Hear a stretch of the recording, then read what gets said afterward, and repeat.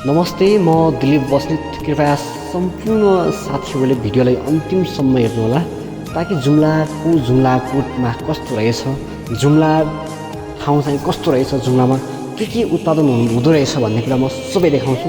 यो जुम्लाको आरू होइन, आरू चाहिँ यस्तै लागेको छ आजभोलि। आरूको सिजन चाहिँ जोस फलिया छ है, राम्रो छ। हेर्नुहोस् त, तपाईँहरूले हेर्न सक्नुहुनेछ। यो चाहिँ जुम्लाको आरू बखाना हो है। तपाईँहरूको गाउँठाउँमा पनि हुन्छ कि हुँदैन कृपया कमेन्ट गर्नु होला। हाम्रो गाउँघरतिर त आरू बोखरा मजाले फलेको छ होइन। हेर्नुहोस् त, मैले टिपेर पनि हेर्नुहोस् त, मैले टिपिसकेको छु। खाएको मैले खासै त्यति पाकेको हुन्छ आजभोलि।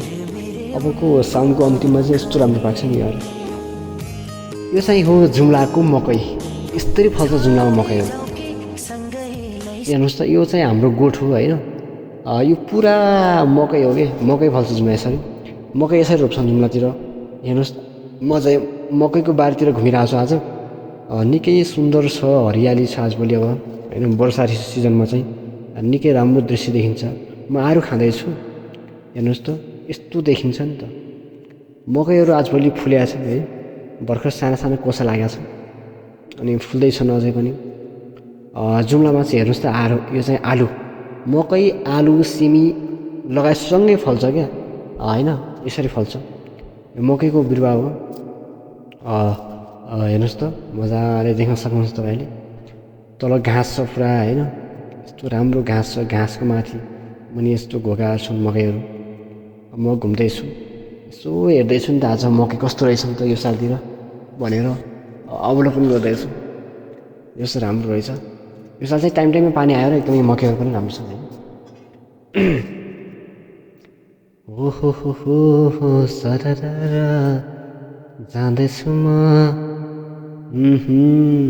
उता चाहिँ अब केही समय पछाडि ओहो हेर्नुहोस् त, दाँते ओखर देखाउँछु म गाई चाहिँ। मकै यस्तो फल्छ नि त, हेर्नुहोस् त, पुरा यो मकै हो कि। यसरी रोपिन्छ मकैहरू, हेर्नुहोस् यस्तो हुन्छ आजभोलि। मकै चाहिँ भदौको अन्तिम या असोजको पहिलो सातातिर पाक्छन् मकैहरू। मकै भएको छ त्यतिखेर। टन्नै छन् मकैहरू आजभोलि, यस्तो भरिभराउँछन् होइन। हरियाली छ, मकैहरू, घाँसहरू छन्। अनि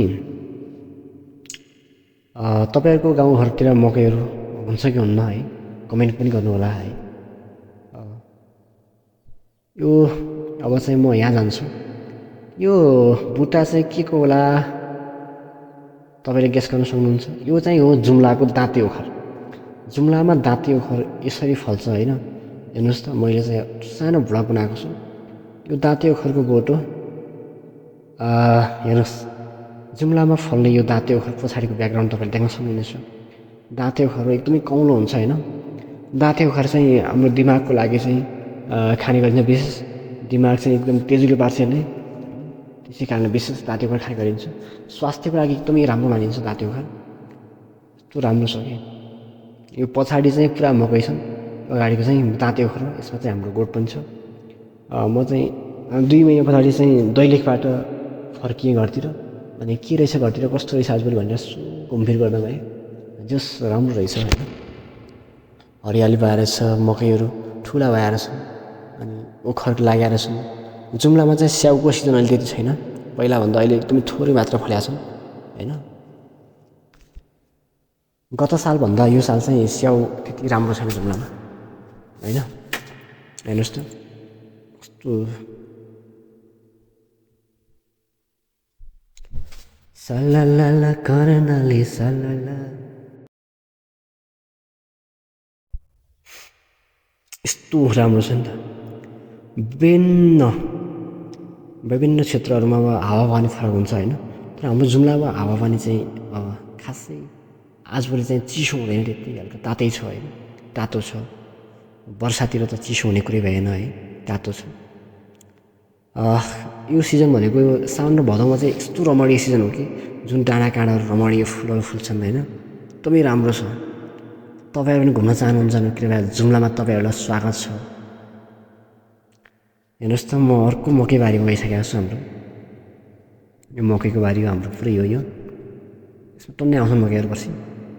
आजभोलि मकैहरू फुलिरहेछन् कोसा लागिरहेछन् आज होइन यस्तो राम्रो छ यो सिजनमा चाहिँ यो साल चाहिँ राम्रो रहेछ टाइम टाइममा वर्षा भइरहेछ यो चाहिँ आलुहरू यत्रो ठुला छन् आलु मकै सँगसँगै आलु पनि हुन्छ जुम्लामा हेर्नुहोस् त मकै यो आलु हो यो आलुको बोट हो यो मकैको बोट हो होइन यस्तो राम्रो छ हरियाली छ वाह हेर्नुहोस् त यस्तो राम्रो हामी एकछिन पछाडि आलु खान्छौँ जुम्लामा पाइने यतिखेर चुल्ले आलु हुन्छ यसलाई यो आलुको नाम चाहिँ चुल्ले आलु है हामी खान्छौँ हेर्नुहोस् त गाइस म खान्छु मजाले मेरो भतिज मेरो साथमा छ यतिखेर यस्तो पाक्छ नि त यो आलु यस्तो डाँडै पुरा रातै हुन्छ कि पाकेर हेर्नुहोस् त वाह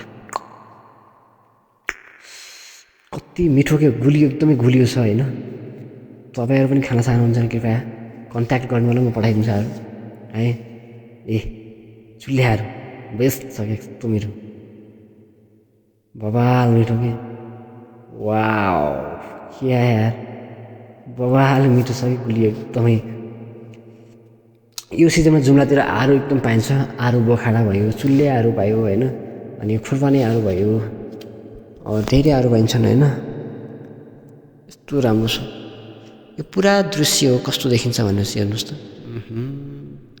वारिपारि डाँडा काँडाहरू जताततै हरियाली यो चाहिँ चुल्हे आलु हो हेर्नुहोस् त मैले टिपेर ल्याएको थिएँ घरमा खाने भनेर यस्तो हुन्छ क्या आइज ओहो हेर्नुहोस् वाह बवाल के बवाल